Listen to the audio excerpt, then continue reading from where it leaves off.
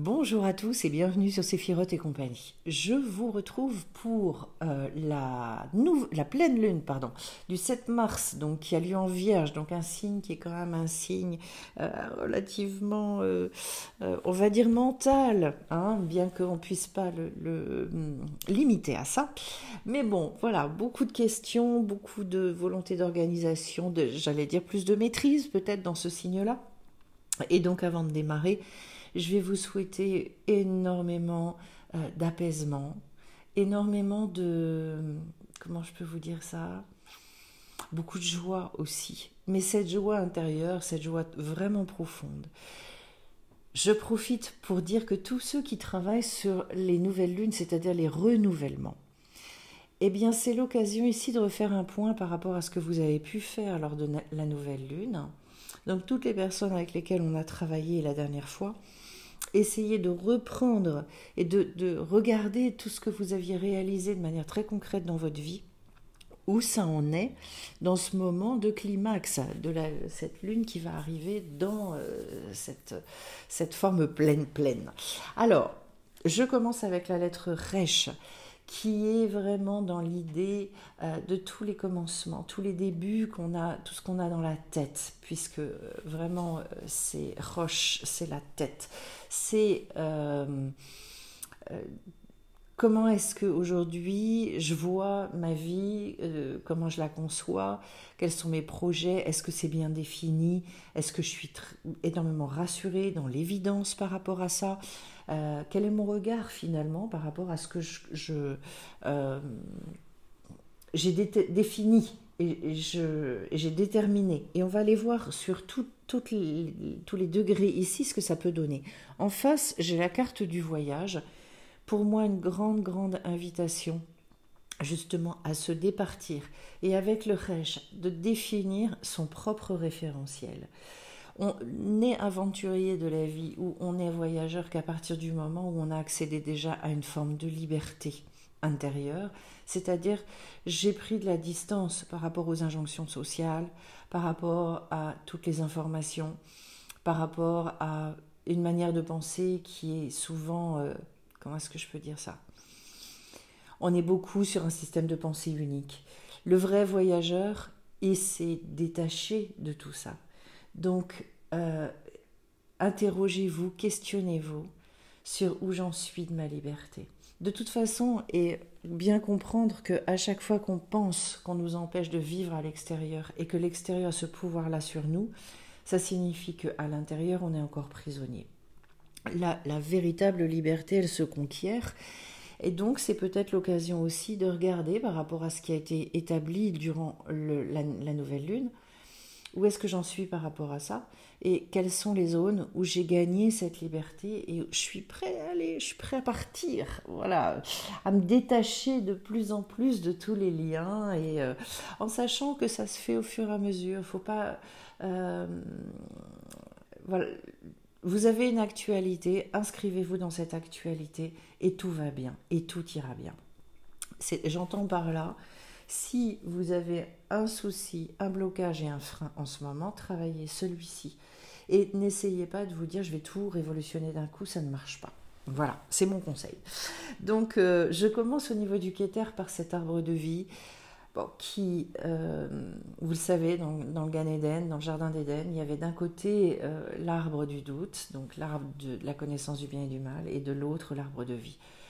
On a tellement à dire. Nous, on a justement à revenir vers cette vie, à l'image de tout ce que je viens de dire sur la carte du voyage. Donc là, le Keter, c'est un degré très élevé. C'est vraiment tout le point de connexion très puissant que tous les messages que l'on peut recevoir. Donc, jusqu'où est-ce que j'écoute ces messages? Jusqu'où est-ce que je les déforme? Est-ce que je les reçois vraiment dans mon cœur? Est-ce que ça vient mais complètement me rassurer? On voit d'ailleurs que j'ai le cœur après au niveau de la Rochma, on va en parler. Donc, est-ce que ça me met en vie? Est-ce que ça me construit? Normalement, et si on était connecté, ne serait-ce qu'à 5-10% de notre âme et de cette lumière divine qu'est notre âme, on vivrait, mais je veux dire connecté en conscience. Hein. Je dis pas qu'on est jamais complètement déconnecté, c'est pas possible, Mais quand on est dans cette conscience-là, alors la vie n'a plus du tout le même visage. Et je pense qu'il y a probablement un accent à mettre là-dessus. De toute façon, et plus on travaille là-dessus, plus nos vies se transforment. C'est vraiment impressionnant. On en témoigne, voilà, j'en témoigne, et toutes les personnes qui font ces démarches-là peuvent en témoigner. Derrière, donc, j'ai la Rorma, avec la carte de l'être aimé. Pour moi, tout ce grand cœur, jusqu'où est-ce que justement j'ai conscience d'être aimé, j'ai conscience de ma valeur, qui est une valeur intrinsèque au niveau spirituel, puisque là, sur ces 3 degrés supérieurs, on est vraiment sur tout ce qui va concerner plus l'aspect, le côté cerveau. Donc, ici, cette sagesse, elle nous interroge sur la conscience peut-être de notre être divin, de cet aspect de nous-mêmes, et qui nous fait baigner dans l'amour, en fait. Quand on a conscience de ça, qu'on a conscience à quel point on a été aimé quand on a été créé, voilà, bercé, choyé. Alors peut-être pour certains, c'est l'occasion aussi de se reconnecter à ça, dans des méditations notamment, mais parfois aussi dans certains moments de la vie de contemplation, on se sent profondément aimé. On peut, je dirais, s'immerger dans cet amour-là, et je crois qu'on en a tous besoin. Voilà. Surtout quand humainement, on est en carence ou en manque. C'est doublement important, je dirais, enfin c'est important de toute façon pour tout être, et de savoir qu'on est aimé sans condition. Pas plus hier, pas plus demain, pas plus si je fais ceci ou si je ne dis pas cela. Non, de toute façon. Donc, posez-vous aussi la question de la conscience de votre valeur. Derrière, je passe à la carte de l'enfant avec donc la Bina. Tout ce côté très intelligence, perspicacité. Et là, on nous dit quelque part, ayez cette ouverture, cette simplicité. On est les enfants d'Hachem, on est les enfants de la source de toute façon.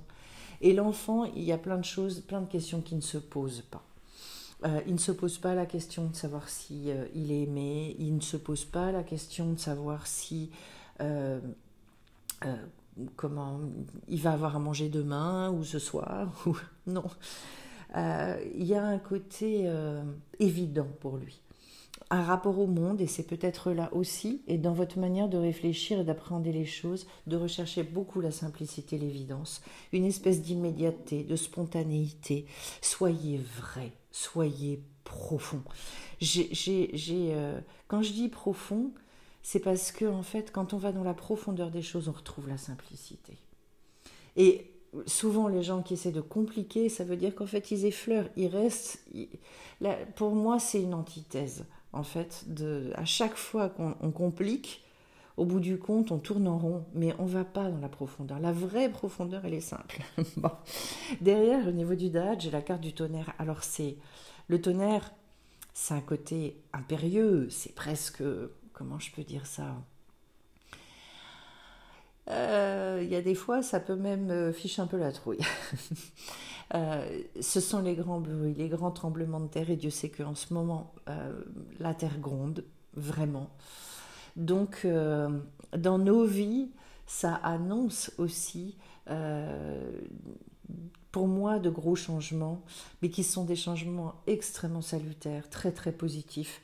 Ne pas avoir peur de ça. Il y a des gens d'ailleurs qui sont dans des grandes frayeurs par rapport au tonnerre, et il y en a d'autres que ça fascine quelque part. Voilà.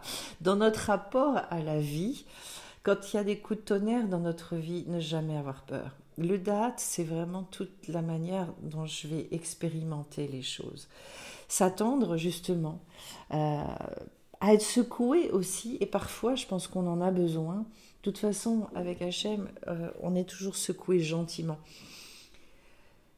Je veux dire, c'est toujours pour notre bien. Il y a des fois, ça peut être un peu remuant à l'intérieur, mais en tout cas, accepter d'être muet. Voilà. Donc, ce qu'on nous dit peut-être au travers de ça, c'est n'émettez pas trop de résistance. Laissez-vous un petit peu remettre en question. Et puis également, Attention à ne pas faire des drames de tout un tas de choses. Relativisez, remettez beaucoup en perspective. Parce que si vous regardez et a posteriori dans vos vies, les choses qu'on peut des fois monter en épingle, et puis 15 jours après, un mois après ou un an après, on se dit, mais en fait, je me suis mis dans des états de tension incroyables. De toute façon, la solution, elle est arrivée. Donc comment est-ce que moi aussi je perçois les coups de tonnerre?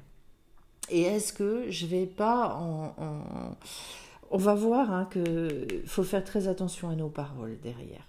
Alors, au niveau des midotes maintenant, donc toutes les mesures, je démarre avec le chesed, toute cette bonté, cette miséricorde. J'ai la carte du flux.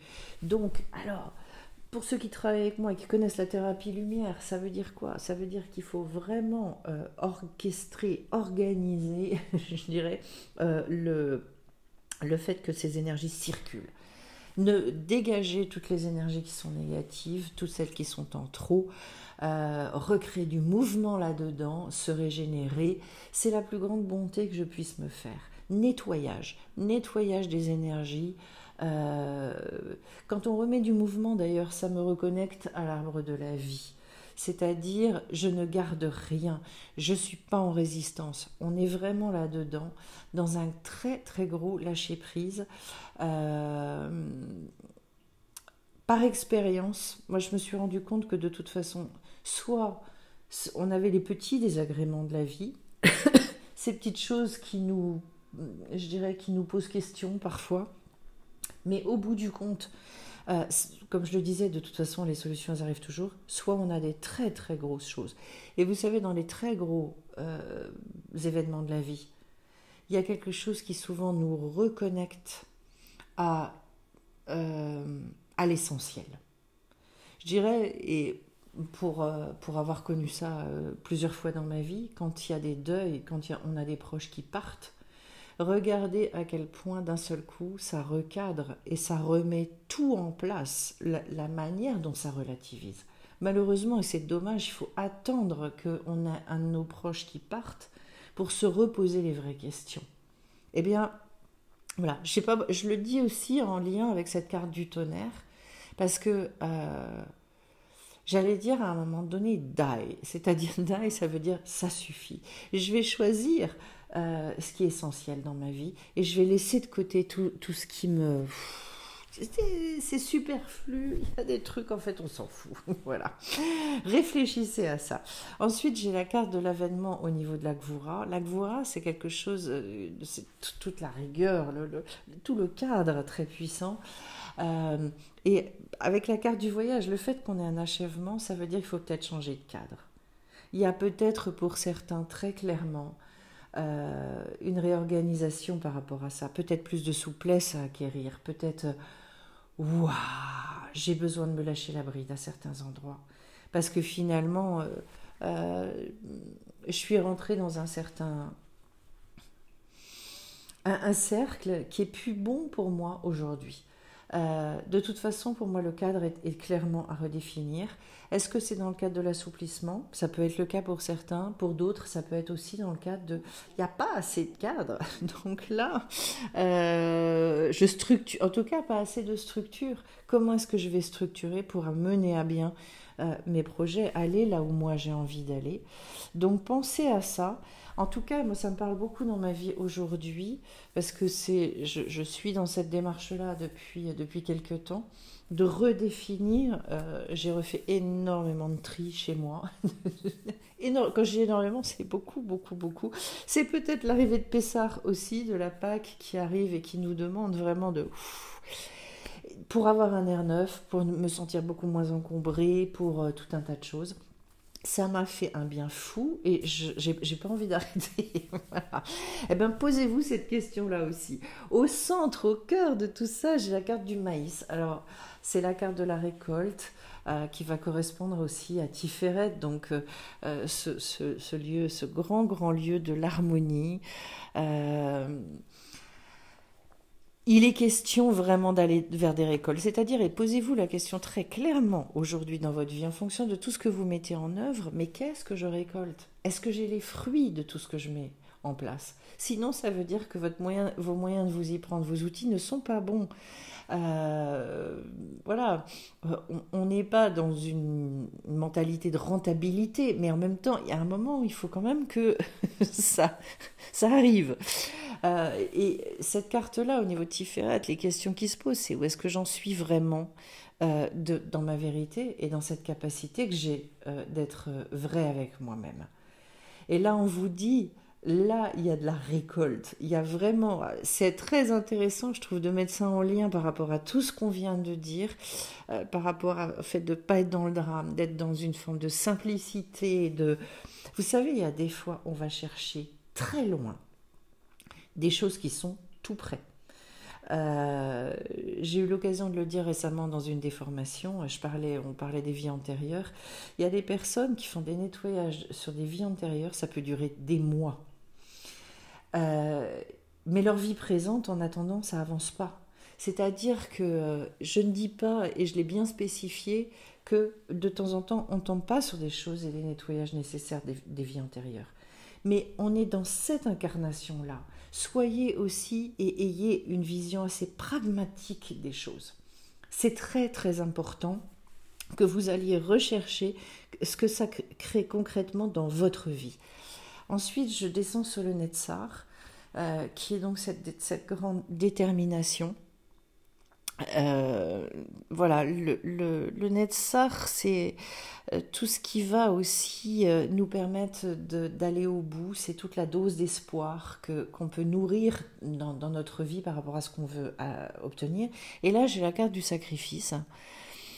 Euh, c'est tout ce que je pense on a, nous, à sacrifier dans notre vie. Ce sont toutes nos fausses croyances. Je suis pas assez bien, je fais pas assez bien. Euh, Toutes ces zones, vous savez, de jugement de nous-mêmes et des autres. On va y venir avec la carte de la malédiction ici au niveau du Yesod parce qu'elle est extrêmement puissante. Je dois sacrifier tout ce qui m'empoisonne, tout ce qui me divise, tout ce qui divise déjà à l'intérieur de moi mais aussi avec les autres. Le sacrifier, ce qu'on a à sacrifier, c'est tout ce qu'on a rajouté sur nous-mêmes et qui nous a éloignés de qui on était et de notre vérité. Voilà. C'est donc quelque chose, entre guillemets, d'assez clair. Dans ce tirage, je vais l'interpréter comme ça, je ne vais pas aller au-delà. Et derrière, j'ai le guerrier lumineux en ce qui concerne donc le Hod, qui est vraiment justement cette reconnaissance qui mène à la victoire d'ailleurs. Le guerrier lumineux, pour moi, c'est justement la personne qui arrive vis-à-vis d'elle-même et vis-à-vis d'autrui à toujours rester dans cette vision ultra positive. On va vers la pleine lune, on est en train de parler de la pleine lune. Ce que vous devez mettre, puisque la lune, elle reflète les rayons du soleil, ce que vous devez mettre en avant, c'est que ça. Donc, peut-être, et observer, et c'est ça qui nous mène à la victoire. Mais pour moi, c'est une évidence. J'ai le guerrier lumineux sur la notion du Hod. Eh bien, et là, puisque c'est un degré qui est en lien avec Aaron, le frère de Moïse, ce degré-là, il vous dit très clairement que c'est de rendre sacré, d'avoir conscience quand même de notre côté divin, du côté divin, enfin tout est la matière aussi, c'est cette lumière qui s'est refroidie jusqu'à pouvoir créer le monde. Eh bien, tout ça, ça vient de Dieu, Dieu est partout. Donc dans le guerrier lumineux, en fait, si on arrivait à vivre à ce niveau de conscience tout le temps, ça veut dire qu'on verrait tout le temps le positif partout. Et c'est pour moi le vrai combat qu'on a à mener, en fait. Parce que du coup, on soulève tous les voiles de l'obscurité. Ensuite, j'arrive à la malédiction. Au niveau du Yesod, le Yesod, c'est tout le fondement. Sur quoi est-ce que je m'appuie véritablement. C'est en lien aussi avec comment toute cette échelle symbolique qu'on peut avoir dans nos vies. Et là, on nous parle de faire attention à la malédiction. En fait, on n'arrête pas de se maudire soi-même par nos paroles. Et je pense qu'en ce moment, il y a un vrai effort à faire au niveau de ce qu'on appelle le Lashon Hara, c'est-à-dire la médisance. Il y a des jeûnes de paroles qui sont faits aussi Euh, En fait, si du jour au lendemain, plus personne ne disait de choses négatives, d'un seul coup, le monde, une journée dans le monde sans mauvaise parole, et déjà le visage du monde se transforme. C'est extrêmement puissant. Ce que j'aime beaucoup, c'est que ici dans la symbolique, il y a quand même toute cette main sur la bouche, justement, qui nous invite à faire très très attention à ça. La malédiction, elle ne rentre, et je le précise parce que j'ai des gens qui sont très inquiets avec des choses comme ça ne rentre qu'à partir du moment où on laisse rentrer et où on a des brèches autour de soi. Ça, c'est très en lien avec la construction de la sphère. S'il y a des gens qui ont peur de ça, de toute façon, et quand on a peur, on attire, parce que la peur fait qu'il y a des brèches. C'est l'origine. Donc, attention à ne pas vous laisser engloutir par des choses comme ça. Si vous restez dans votre lumière, la malédiction ne vous atteindra pas. Et je pense que là, enfin, on nous demande d'avoir une posture quand même mature par rapport à ça et de réfléchir très clairement à ces choses-là. Et je finis avec une carte magnifique qui est la carte du soleil. Donc voilà, sur une dimension, que dire de plus? Le soleil, sur ce principe masculin chaleureux, euh, on est au niveau de la malchoute, donc dans notre comment, dans notre monde, dans ce monde-là, qui est le monde de l'action, eh bien, je vais vers la lumière. Je m'intéresse qu'à la lumière. Je ne regarde pas le reste. J'émets aussi et je rayonne au maximum parce qu'il est bien question de ça avec la carte du maïs. La récolte, elle est très en lien avec cette chose-là aussi. Tout par-delà. Et pour moi, d'ailleurs, et quand on arrive à vivre à ce degré-là, eh bien, dans ces cas-là, on fait exister le divin sur la terre. Donc, ça permet aussi de recréer le lien et de se remettre vraiment dans cette connexion extrêmement puissante et d'être, je dirais, comment dire, des espèces d'ambassadeurs du divin. C'est-à-dire que cette fois-ci, ce que je communique et ce que j'irradie autour de moi, c'est très, très, très, très loin de, voilà, j'allais dire, de ce qu'on peut trouver assez facilement autour de nous. Voilà, c'est un très beau tirage qui vient, je pense, nous redonner des espèces de fondamentaux dans notre manière d'appréhender la vie. Et donc, par rapport à ce que vous aviez travaillé aussi au niveau de la nouvelle lune, eh bien, essayez de regarder comment tout ça vous parle. Regardez ce que j'ai en dos de deck ici, puisque je vais prendre 2-3 cartes. J'ai la paix. Le shalom. Et d'ailleurs, le shalom, je le dis, c'est en lien avec shalem, c'est-à-dire le fait d'être entier. Donc, à quel point on a besoin, on est dans le discernement, la nourriture, de quoi est-ce que je me nourris, et les difficultés. Voilà. Et pour moi, il y a un au-delà de tout ça. Voilà. Et j'ai en dos de deck, donc j'ai cette idée de la paix. Et j'ai envie de vous dire, regardez ce qu'on nous met. J'ai les nuages au niveau de la tête. Et puis ici, j'ai ce qui irradie au niveau du plexus solaire, là, entre les deux mains. Donc en termes d'énergie, c'est extrêmement puissant. Nos mains ont des capteurs nerveux très très nombreux.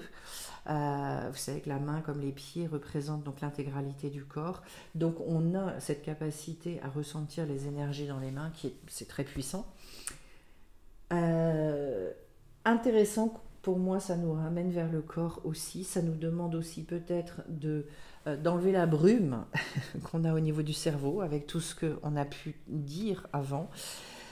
La nourriture, regardez cette abondance. Regardez aussi cette espèce de foisonnement dans cette carte-là. Avec, comment est-ce que je peux vous dire ça, un côté glorieux, parce qu'en fait, voilà, tout ce que je reçois, avoir conscience.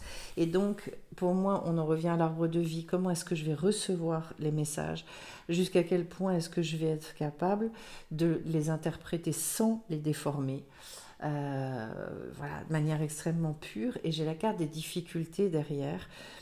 et peut-être au travers des difficultés qu'on peut rencontrer dans notre vie, pour moi, vraiment les voir de cette manière-là, dans tout ce qu'on vient de dire, pour moi, ça fait partie des zones de libération à opérer, c'est-à-dire je travaille à partir des difficultés que je croise, j'y vais.